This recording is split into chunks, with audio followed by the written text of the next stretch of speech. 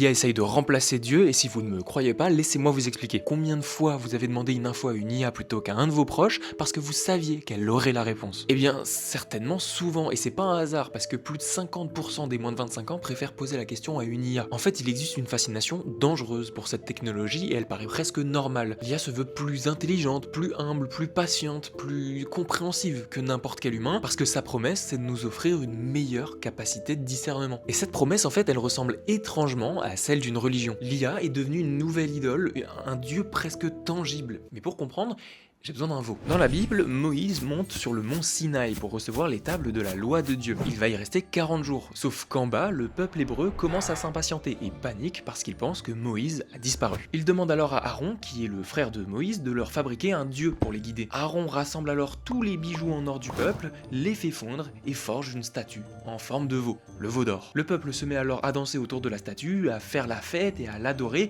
comme un dieu. Et c'est un parallèle qu'on peut faire à notre époque. Face à l'angoisse du vide, l'humanité a fabriqué son idole par la technologie. Parce que l'IA sera toujours là à n'importe quelle heure pour toutes les croyances, et c'est ça que l'IA prétend combler. Il y a donc une véritable urgence à décider ce qu'on veut faire de l'intelligence